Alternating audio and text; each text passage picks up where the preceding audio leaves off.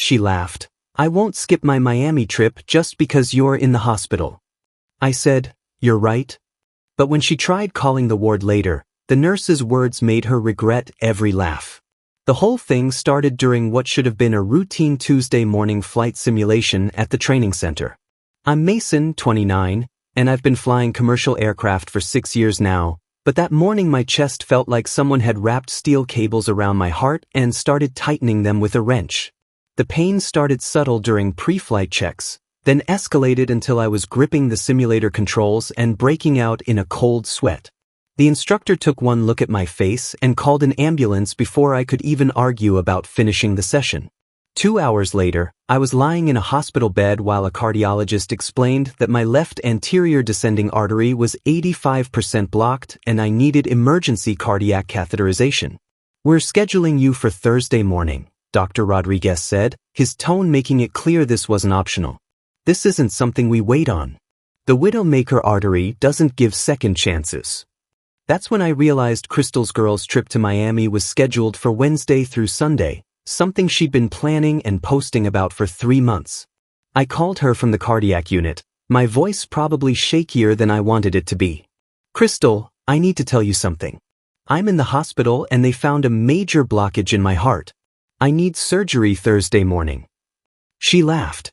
Actually laughed. Not a nervous laugh or a disbelieving laugh, but the kind of dismissive laugh you'd give someone who just told you they saw Bigfoot at the grocery store. "Mason, seriously? You're really going to try this dramatic health theater right before my Miami trip?" I felt something cold settle in my stomach that had nothing to do with the 4 fluids. "Crystal, this isn't theater. They showed me the scan. There's a 85% blockage in my main artery. They called it the widowmaker." "Oh please," she said, and I could hear her typing in the background, probably scrolling Instagram. Jessica's brother tried this exact same thing last year when she had her bachelorette party planned. Suddenly he needed emergency appendix surgery. Men always seem to have medical emergencies when women have plans that don't include them. The typing stopped. "Look, I've already paid for this trip. The hotel is non-refundable. Brittany and Ashley are counting on me. I'm not going to cancel a vacation I've been planning for months because you're having some chest pains that are probably just anxiety from work stress." I stared at the cardiac monitor beeping next to my bed, watching my heart rhythm trace across the screen. "Crystal, they're inserting a catheter into my heart. This isn't anxiety." "Whatever, Mason. Figure it out. I'm sure your mom can come sit with you or something. Derek lives in Philadelphia, right? Call him. I'll be back Sunday night and we can talk about it then." The line went dead. I looked at my phone for a long moment, then at the 4 in my arm, then at the stack of consent forms on my bedside table that I still needed to sign. 30 minutes later, Crystal's Instagram story popped up, a photo of her suitcase with designer clothes spilling out, captioned, "Miami state of mind with my girls. Some people try to bring the drama, but I'm bringing the sunshine. Hashtag no negativity, hashtag girls trip, hashtag living my best life." I screenshotted it, though I wasn't sure why at the time. Then I turned off my phone and asked the nurse if I could get something to help me sleep. I called Derek Wednesday morning before they wheeled me into the procedure room.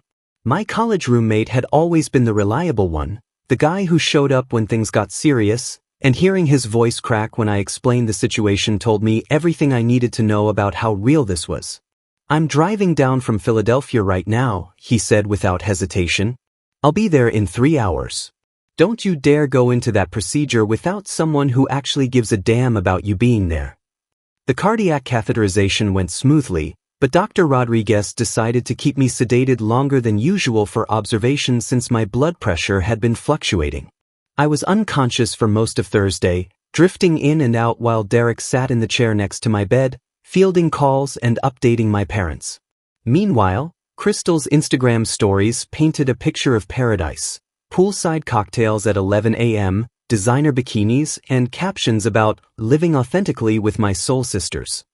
She posted a video of herself and her friends at some exclusive rooftop bar, toasting to friendship and freedom from toxic energy. The irony wasn't lost on Derek, who was screenshotting everything while I slept off the anesthesia. "Dude, you're not going to believe this," he said Friday morning when I was fully awake, scrolling through his phone. She's been calling every hospital in a 3-state radius because apparently Patricia told her you were experiencing complications. Patricia was the head nurse in cardiac intensive care, a no-nonsense woman in her 50s who'd seen every kind of family drama imaginable. When Crystal called the unit Thursday evening demanding updates, Patricia had calmly explained that Mason was experiencing post-procedural complications and remained unconscious, which was technically accurate since I was sedated for recovery monitoring. What Patricia didn't mention was that the complications were routine blood pressure fluctuations and that I was sleeping peacefully. Crystal's panic escalated immediately.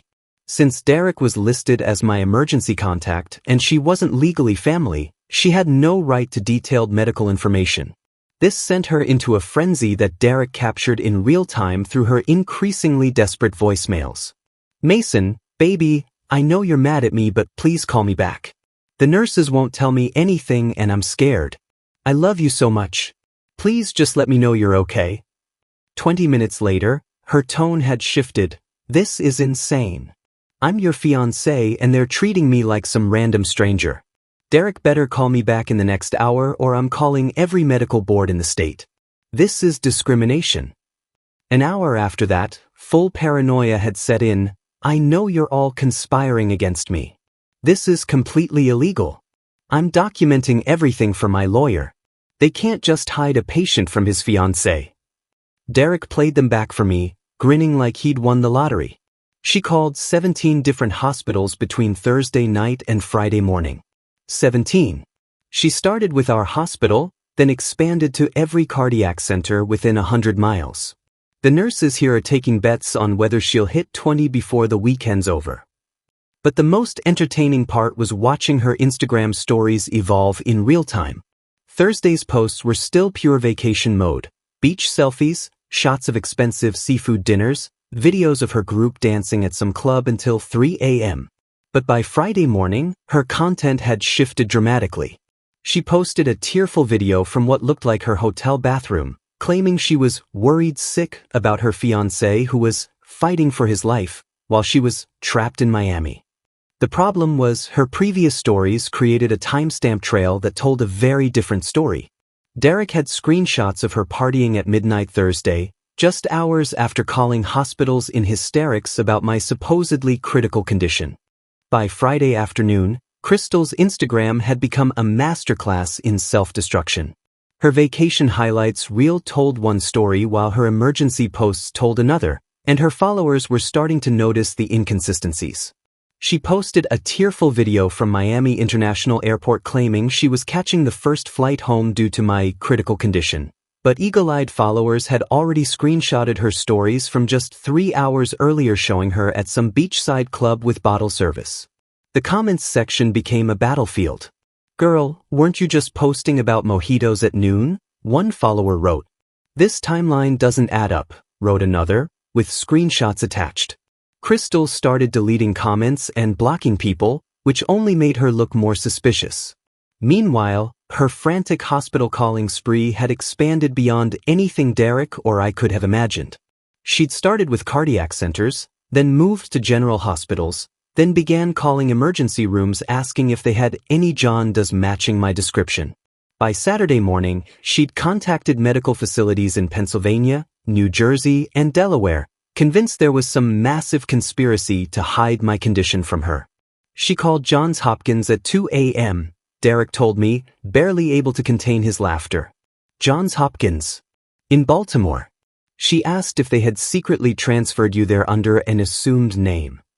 The nursing staff had started taking bets on which state she'd call next.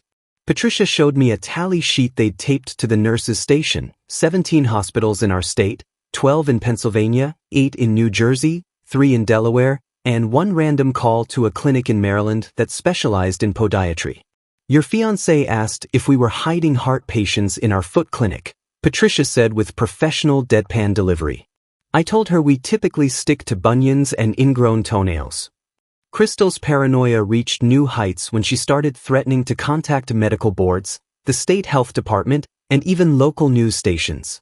She left a voicemail for Derek claiming she was going to expose the systematic cover-up of my medical emergency and that heads were going to roll. "I'm not stupid," she sobbed into Derek's voicemail Saturday night. "I know you're all working together to punish me for going to Miami. This is illegal medical discrimination and I'm going to make sure everyone pays for this."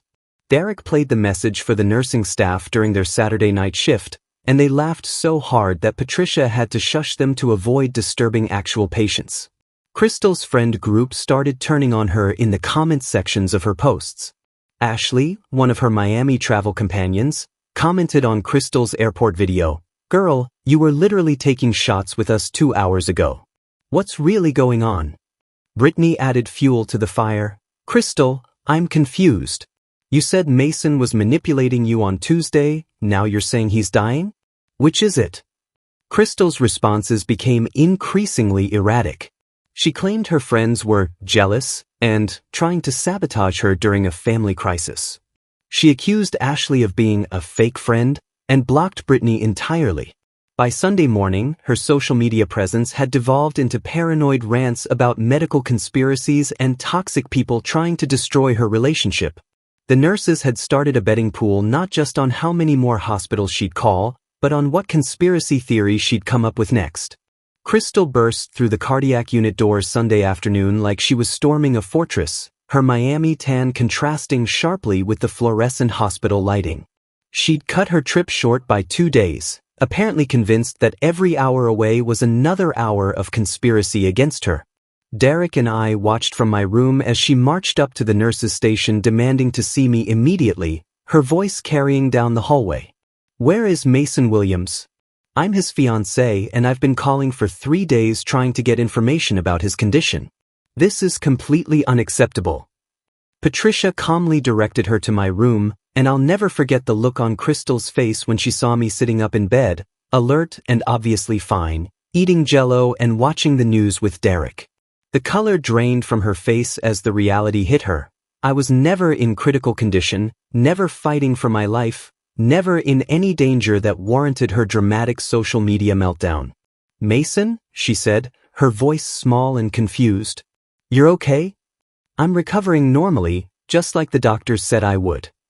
I kept my tone even, watching her process the disconnect between her imagined crisis and the actual situation. "But the nurse said you had complications. That you were unconscious." "I was sedated for observation. Standard procedure." Derek couldn't resist chiming in. "He's been awake and complaining about hospital food since Friday morning." The explosion came exactly as I expected. "So you let me think you were dying? You let me panic for 3 days? I cut my vacation short, I called dozens of hospitals, I made a complete fool of myself online because I thought you were in critical condition." "Crystal," I said quietly, "I called you Tuesday to tell you about my surgery. You laughed and hung up on me. I never called you again." The truth hit her like cold water. She stood there in her designer vacation outfit, her Miami highlights still fresh, realizing that her entire dramatic narrative had been self-created. During those 3 days in the hospital, something else had happened that I hadn't mentioned to Crystal yet. My neighbor Lily, who ran a small catering business from her apartment, had been bringing me homemade meals.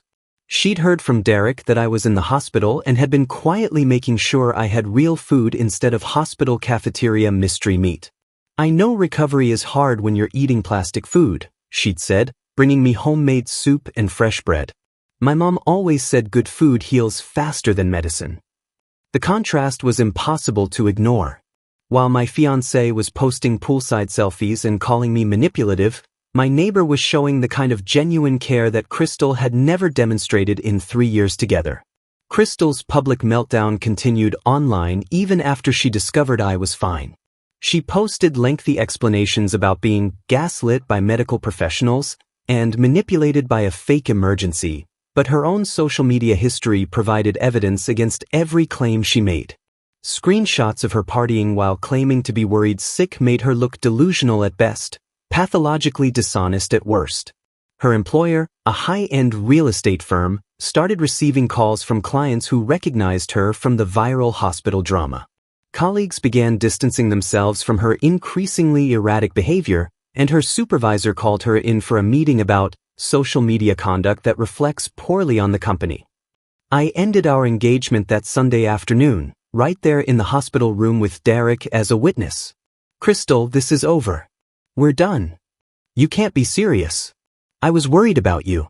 I came home early." "You came home early because you realized your story wasn't adding up and your friends were calling you out online." I pulled the engagement ring off my finger and handed it to her. "You showed me exactly where I rank in your priorities, and I believe you."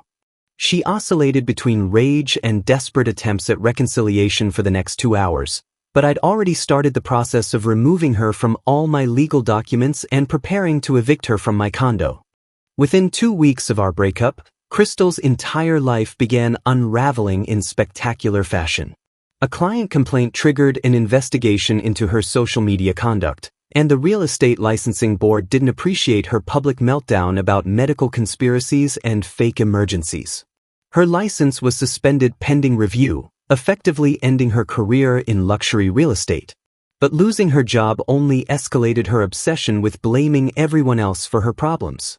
She started stalking my building, sitting in her car at all hours watching for signs of activity.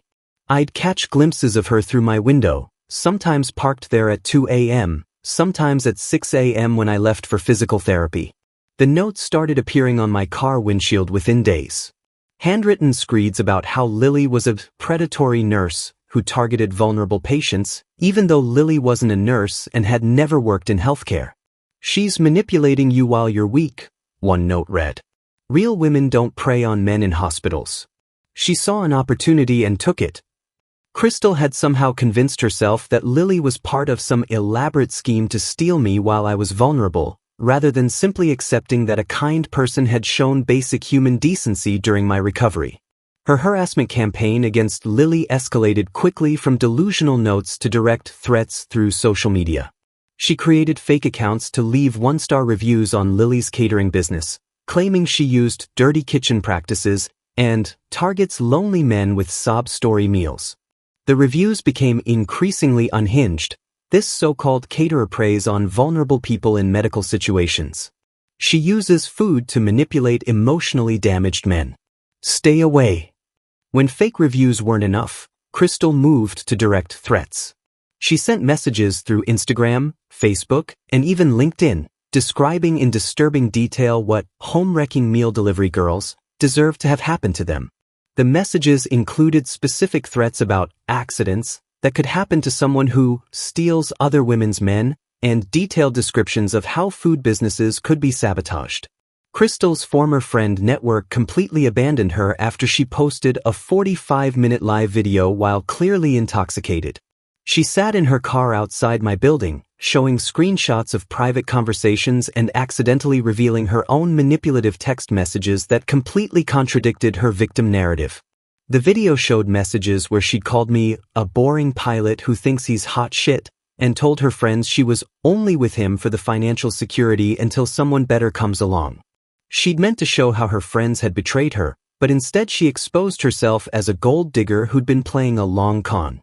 Ashley and Brittany shared screenshots of Crystal's real opinions about me, showing a 3-year pattern of her complaining about my boring job, my cheap dates, and how she was settling until she found someone with real money. The evidence painted a picture of someone who'd been using me as a placeholder while shopping for upgrades.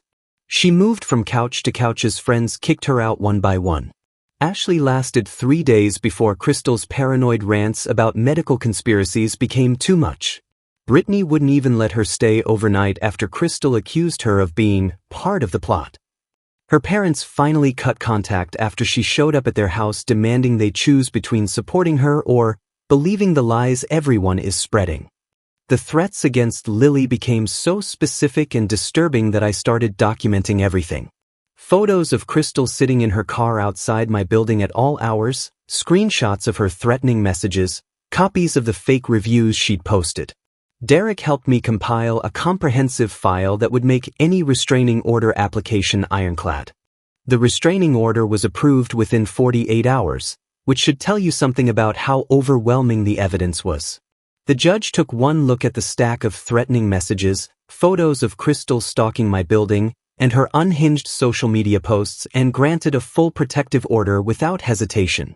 Crystal was legally required to stay at least 500 feet away from me, Lily, my building, and my workplace. For exactly 1 week, she complied, and I started to think maybe she'd finally accepted reality and moved on. Then Derek got a frantic call from my building's security guard at 11:47 p.m. on a Tuesday. "Your friend's crazy ex is here again, and she's completely out of her mind." Crystal had appeared at my condo building heavily intoxicated, clutching a wine bottle and screaming accusations about medical fraud and relationship sabotage loud enough to wake half the complex. She was pounding on the glass lobby doors with the bottle, leaving smudges and demanding that the conspiracy against her be exposed to the world. "I know you're all working together," she shrieked at the security guard. "Mason and that nurse bitch planned this whole thing. The fake heart attack, the fake emergency, all of it." When the guard reminded her about the restraining order, she claimed it was illegally obtained through medical fraud and that she had evidence that would expose everyone involved. Derek was staying with me to help during my recovery, and he decided this was the perfect opportunity to have what he called some fun with the situation. When Crystal started pounding on my actual door 20 minutes later, having somehow bypassed building security, Derek grabbed a full container of flour from my kitchen. "Trust me on this," he said with a grin that should have been my first warning. He opened the door just enough to dump the entire 5-pound bag of flour over Crystal's head, covering her completely in white powder from head to toe. The shrieking that followed could probably be heard 3 blocks away.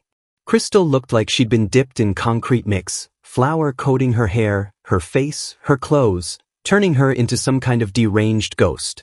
She started screaming about assault and battery while simultaneously ranting about medical conspiracies, creating a spectacle that woke the entire building. "This is assault. This is illegal. You're all working together to destroy me," she screamed, flour flying everywhere as she gestured wildly. "The doctors, the nurses, the neighbors, all of you are part of this conspiracy." Neighbors started coming out to see what the commotion was about, and several of them started recording with their phones. Derek stood in the doorway looking absolutely delighted with himself while Crystal continued her flour-covered breakdown in the hallway. "Ma'am, you're violating a restraining order while publicly intoxicated," Derek said calmly. "Plus, you look like you've been attacked by the Pillsbury Doughboy." The police arrived within 10 minutes to find Crystal still covered in flour, still screaming about conspiracies, and clearly violating the restraining order while intoxicated. She tried to explain to the officers that she was the victim of an elaborate medical fraud scheme, but her flour-covered appearance and incoherent rambling about fake heart attacks and predatory nurses made her sound completely unhinged. The arrest was swift and efficient. Crystal spent the night in jail, still covered in flour, while facing charges for violating the restraining order, public intoxication, and making threats. Her booking photo, featuring her ghost-white appearance and wild-eyed expression, became legendary in our neighborhood social media groups. Crystal's arrest made her unemployable overnight. The flour incident video went viral in our neighborhood Facebook groups, and her backup retail job at an upscale boutique terminated her immediately after customers started recognizing her as the crazy flour lady from the arrest video. Her landlord evicted her within the month, citing the criminal charges and multiple noise complaints from neighbors who'd grown tired of her late-night phone calls to various conspiracy theorists and legal aid societies.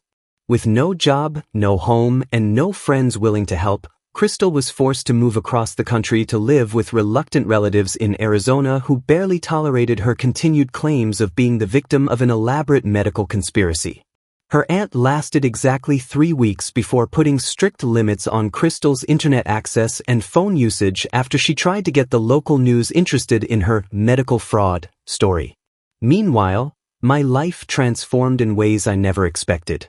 Lily and I had been spending more time together during my recovery, and what started as neighborly kindness evolved into something genuine and meaningful. She brought me meals not because she pitied me, but because she enjoyed our conversations about her catering business and my aviation stories. Unlike Crystal, who'd always seemed bored when I talked about flying, Lily was genuinely fascinated by the technical aspects and loved hearing about different destinations I'd flown to. You know what I love about you? Lily said one evening as we shared dinner she'd prepared. You never make me feel like I should be grateful you're giving me attention. Crystal made you feel like you should thank her for existing in your life. She was absolutely right. For 3 years, Crystal had treated my affection like a favor she was doing me, while Lily appreciated my company and contributed equally to our relationship. We started officially dating 6 months after my surgery, and the difference was remarkable. Lily insisted on splitting dinner checks, planned thoughtful dates within both our budgets, and celebrated my career achievements instead of treating them as boring inconveniences. Derek became a local legend for the flower incident, which neighbors still referenced months later when discussing building security and crazy ex-girlfriend protocols. The story evolved in the telling, with Derek's timing becoming more heroic and Crystal's flower-covered breakdown becoming more spectacular with each retelling. Remember when Derek flower-bombed that psycho ex? Became a standard conversation starter at building social events. Patricia and the cardiac unit nurses still asked about Crystal whenever I went for follow-up appointments, genuinely curious about whether she'd found new hospitals to harass or conspiracy theories to pursue. That girl called us 17 times in 3 days, Patricia would remind new staff members. 17 times for a routine cardiac procedure. Some people create their own drama.